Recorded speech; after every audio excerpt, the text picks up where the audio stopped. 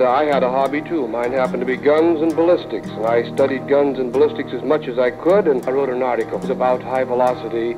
So out of all my years working at Weatherby, the last 5 have been some of the most exciting. Working with Adam, with him running the company. And to think that I get the opportunity of carrying on my grandfather's legacy 75 years later here in Sheridan, Wyoming, I mean, it really is a dream come true. Oh, I'm home. Thank God I'm home. On Our Mark, the Weatherby Podcast.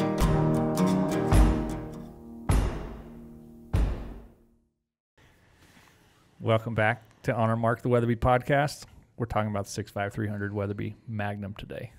Got a couple special guests in our podcast room. Going to go backwards. Jared Smathurst. Howdy. He is our product manager, longtime Weatherby guru. You may have heard him on the podcast we recently did on the 270 Weatherby Mag.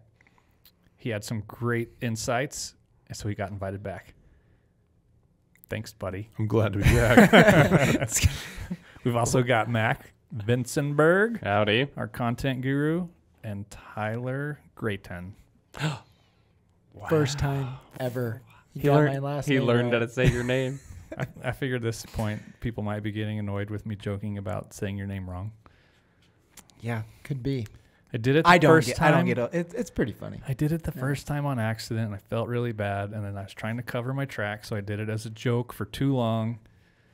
This is practically built into the intro now. It is, 100%. But now after this will be the last one that we talk about how to say my last name wrong. Yeah.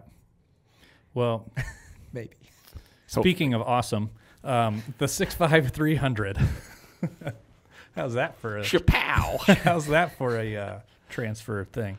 Segue. I think. I know. I was just being stupid again, Mac. I know what a segue is. You write on them. The 65300, I think, is my favorite Weatherby cartridge.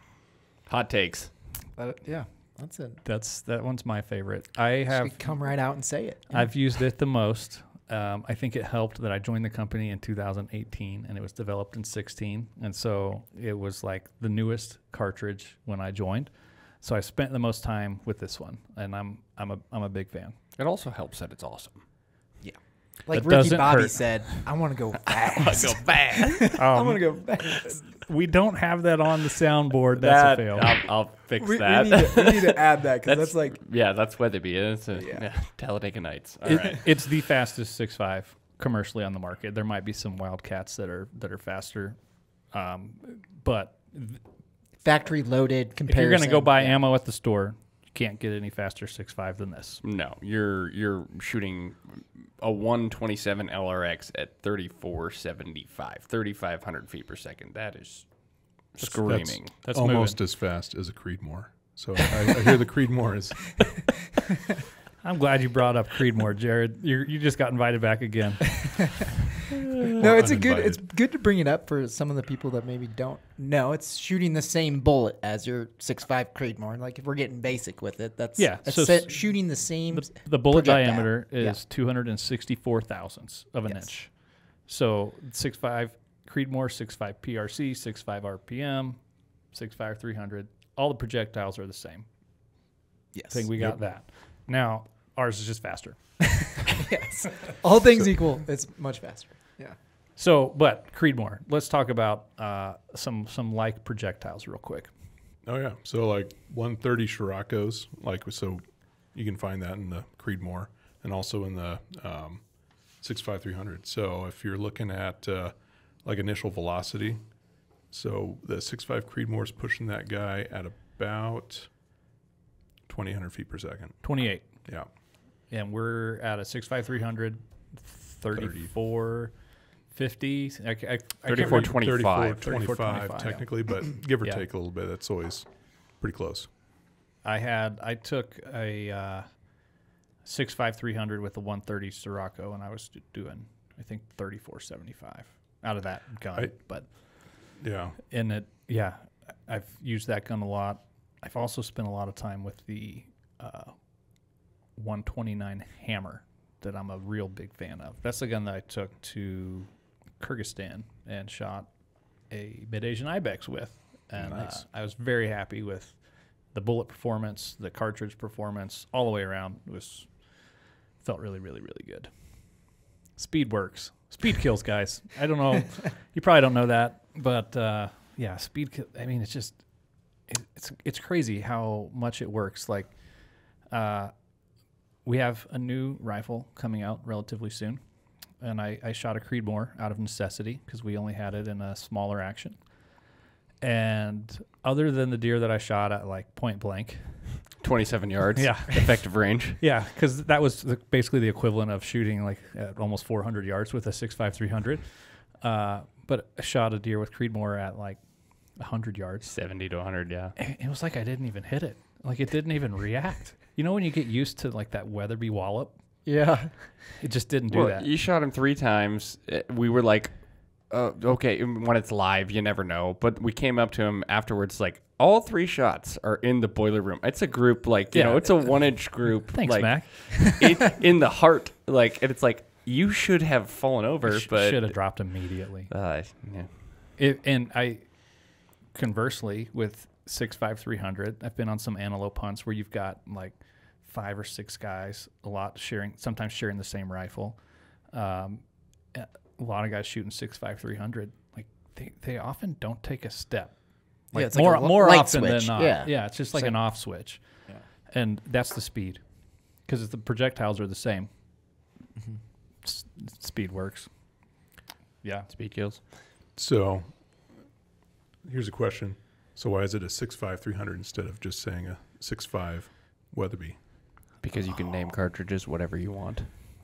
Well, it's a little bit of trivia too. So as like between a 257 and a 270 Weatherby, like where it fits right in between bullet diameter size, it's actually the exact same length as a 300 Weatherby, as opposed to the much shorter case of a 257, 270, or 7 mil. So it's a 300 Weatherby neck down. Yeah, Yep. that's why I brought 6.5. these fancy cases. Here's your 300 Weatherby right here, and then here is your 6.5 300. You can see that it's essentially, or it's the same case, just necked down. So if you're watching on YouTube. So yeah, YouTube guys. Yeah. So I think there was like there's a story about someone doing that in like the 50s of like actually making a 6.5 300. It's not a story, Jared. Well, yeah. I mean, There's a gun downstairs. Yeah. I haven't seen the gun. Oh, Let's is just it put it that the- way. It's on an old Mauser It's action. It's I'm trying to remember the date off the top of my head. Seth and I were talking about this. This is not verbatim. I can't remember, but I want to say it's in the 60s. It's like 59 Yeah. or something like that.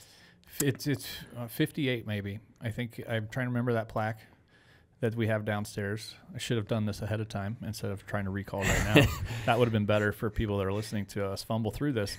That is the cool thing about cartridges, though. You see a lot of this. Like I'll put together like these sheets occasionally for this, and it's like all these cartridges you see. Roy did a lot of Wildcat. It's interesting. We talked about this on another podcast. It's interesting to be like the cartridge skeletons in Roy's closet, things that never came to fruition that he was tinkering with. Because half of the cartridges you see today, maybe not half, but they started out as Wildcatters, and it wasn't necessarily even the original manufacturer who was Wildcatting them. It was just guys just doing it, and then they were like, "That's a good idea. We should do that." Roy had a lot of those good ideas. He did have a lot of those good ideas. In fact, to continue on that gun that lives downstairs, if you are ever in the Sheridan area, stop in our showroom. We have a number of historical guns in the showroom, but this one in particular is stamped 264 Weatherby Mag. It wasn't called 6.5 300 back then. It's interesting because back then I don't think there was anything a 6.5 cartridge back then. 6.5. Well, yeah, but in Europe, like 60, the Swede. 6.5 55 Swede, 6.5 Carcano. Yeah. And there's 6.5 Japanese. There's all not American. So Yeah, no, it did metric. Yeah, we used metric. So yeah, until we didn't. I mean, I'm sure I wasn't alive back then, so I'm sure that the world was a different place. I don't know how much the internet affects our knowledge today, but like now we know of tons of metric things for sure. But this would have been in the era of like the 264 Win Mag. Yeah. Back then, and we're probably had a greater propensity for like caliber, 30 cal, 264 cal. I think an interesting story with the 264 Win Mag was that, so they did all their testing, I think, on it was either like a 24, 26 inch barrel, and powders burned a lot faster back then even too. And they ended up launching the rifle, and I want to say it was like with a 22 inch barrel. And so you like when you say launch the rifle, like the rifle that released was a I'm fairly certain. Oh, okay. I thought we were talking product testing. I just had this mental image of whale. Yeah, so I think they launched it with a 22 inch barrel. So it was just an absurd, absurd blast and everything else, and your bullet's not traveling that fast, So yeah, powder development and barrel length affect a lot of things. So I wonder. I don't know this part. I wish Roy was here and we could ask him. But I wonder if that's why the 264 Weatherby Mag never made it commercial. 100%. Because of you just couldn't get the powders. Yeah. So an interesting looking at powder development through the years. It is very easy to get powders to burn very fast. It is very difficult to get them to slow down. So a lot of the powder development in the last, few decades, have been, us able to slowing down the burn rate and making the burn more efficient and having that power curve basically instead of a steep incline and a steep drop, that burn rate to be like an even flow. So there's a few tricks they do. So if you look at extruded powder that has a hole in the center, and if you think about as it burns, that powder's burning on the inside and the outside, and the surface area of that burn area is actually the same surface area until the powder's completely gone. So there's actually a lot of cool, neat tricks that they figured out in powder development that gives us the ability to actually take a 26 caliber and put 90 grains of powder behind it. Otherwise, back then it would not go nearly as fast or it'd blow up. So, or you'd have a different kind of problem. That's right. There's a lot of other problems that would come with that. So I don't know about you guys, but I could just listen to Jared talk. Oh yeah, I was just locked in there. Just gonna keep going. This was the Luke you talked about 2016. This was the first cartridge launched during Adam's tenure as president and CEO of Weatherby Inc. So that was big deal there. Yep. He went and shot a doll sheep, a caribou, and I feel like he had something else, a big animal in there. Maybe those were the two big ones. I like to refer to it as Weatherby 3.0. 1.0 was Roy. 2.0 I got you. I got you. And then Adam being the 3.0. So it was the first cartridge of Weatherby 3.0. That was the one before that was what the 3378 launched in the late 90s. So there's a huge big gap there. Yep, 96, 20 years, and then 98 for the 33 or 338, 378. We've got a variety of projectile offerings in the 6.5 300 now. It's quickly become one of our more popular overall when we kind of look at our overall cartridge shipments and then rifles that we chamber. We obviously have pretty good data of what goes out and what people are using, and it's a top three. So I mean, 300 Weatherby is still number one, and then 257 just because of its history is about number two, and then third is 6.5 300. It's become really popular pretty quick. Yeah, that's crazy. So speaking of the cartridge offering, so because of this popularity, we offer it in quite a few different options. We got a 140 interlock. That's our select or more budget bullet offering. We've got a 130 Sirocco. We got a 127 LRX and a 129 Hammer. And one of our newest offerings is that 156 Elite Hunter. And it's pretty interesting ballistically. Yeah. Jared, I think you're a fan of that guy. Yeah. So a really fun thing to do and is if you jump on online ballistics calculators and then you just absolutely play around and you can. My idea of a good time. What a wild night. So you can, when you start, because you don't really have, I don't have the ability to go a 2,000 yard range all the time. But you can kind of compare cartridges and just kind of see what they do. So 156 Burger, if you're at, our elevation it's not going subsonic until like 2,150 yards. Good Lord.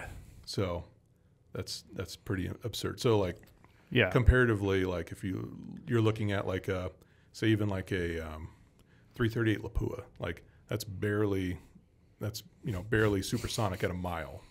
If you're shooting, long, heavy 1680. 1670? 1670. No, 1760? Sorry. Yeah. Oh, I'm slide dyslexic. I mean dyslexic. Yeah. So that's insane. If you want like a hot rod cartridge that you can just absolutely like hit stuff really far away and have a lot of fun, it is probably the best cartridge for that. So using our kind of rule of 1,800 feet per second and 1,200 foot-pounds of kinetic energy, how far do you get with that 156 burger? That would be 1,100 yards. Lethal at 1,100 yards. Yeah, at 4,000. I would say ethical at that far. Yeah, because you can be you're lethal at 2,200. The ethical part of that definitely is being able to hit stuff at that. It's not the 100%. Does that have bullet flight time? What's the flight time for 2,200? Yeah, I'm just curious now. For 2,200? Yeah. We should take guesses before you. Oh yeah, take a guess. 2,100. Three and a half seconds. That would be like 100 per second. Oh, it's got to be slowing down. Call it. Oh, no. I'm going to call it 2.7. I was going to do 2.8 before you said that. So it's Price is Right rules, Yeah, Price is Right. 2.8. Luke won. 3.62. Oh, wow. Wow. Way off. Yup. That's insane. Yeah. That's a long time. That is a long time. That's a long time. Which, always disclaimering, like Jared was saying, like how far you can ethically take animals comes into a lot of things like that. And you also, if your bullet's in the air for 3 seconds, a lot can happen. An animal can turn, it can do whatever. But to have ethical power at that distance, well, that's at 2,150. Ethical, if you're going for 1,200 foot-pounds of energy, you're at 1,100 yards, which is still insane. Like that's Well, you think about 2,200 yards. Think about how long it takes you to run that far. I can't run that far. Well, there you go. Yeah, you got to take a break. The bullet doesn't. Be cramping by the time I get there. So, you know how sometimes you just get a rifle so dialed that it's like it's just your go-to. Mm-hmm. I did that this year with the gun that I took to Kyrgyzstan. Which, watch out for the film. Coming soon. Will be coming out. I don't know before or after this podcast, but there will be a film on that. I just felt so good about this rifle. Like I spent a lot of time at the range. I knew my dope was good. I had the Leica Geovid Pros. Like the ballistics were in there. They worked really well. I remember just like feeling really confident about it. We went to Kyrgyzstan. We shot it at 12,500 feet, and I was skeptical that. I basically set everything up at 4,000. Went up to 12.5. Different weather. It was super windy. Plugged all the wind into the binos, ranged. I had this rock at like 733 yards, and I was like, I don't know if this is gonna work or not, because I doubted it, because until you've really done it, I hadn't gone that much elevation gain. I'm like, surely it's not gonna be right. And I'm not kidding you. Like if I was aiming at a spot that's like a quarter big, like an actual like quarter, I hit the quarter at like 733 yards with a massive crosswind, and I was like, I love this thing. That's what I know you love it, because it was like 2 weeks ago. I was like, hey, look, you got a dialed rifle in here. You're like, that one right there. That's the one. It's so dialed. There's something to be said. I say this a lot about. I'm a pretty confident shooter. We get a lot of chance to shoot out here, but having a rifle that you feel shoots better than you even can, it makes a big difference. That's I have a gun at home for me. But I just there's something about having that gun that you're just super, super confident in. And so I took that gun with me on multiple hunts this year. And there was a couple times where sometimes when we hunt with a rider or a guy in the media, that they have a tough job where they've got to show up, get familiar with the gun really quick, or not, and then potentially try to shoot at an animal with it. Mm-hmm. So we obviously don't want anybody to do anything that's unethical. The gun that this guy was supposed to shoot, he just didn't feel good about, and he was like, I don't know, big whitetail, 500 yards. It's like we got to shoot this deer. He's like, I'm not confident in this setup at 500. And I'm like, I got something for you. So I get him set up, let him shoot mine. It's like, I guarantee you it's on. Just do what I say. And like we dope it up for him, and he pulls the trigger and whap, the Weatherby wallop. I never said that before today, but I like Weatherby wallop. I'm going to use it more. Drop the deer pretty much instantly, and Dan looks at me. Shout out to Dan. Shout out. He's like, that's the longest shot I've ever taken on a deer. And it's the first time I ever pulled a trigger with it, but he goes, I've seen you have a rifle dialed before, and I could tell that you were confident in it, so I felt good about sending it. That was a big whitetail, too. 169-inch whitetail. Yeah, it's big deer. Really, really good whitetail. And different versions of that story happened a couple times throughout the season, where if somebody was like thinking about it, I'm like, I got something for you.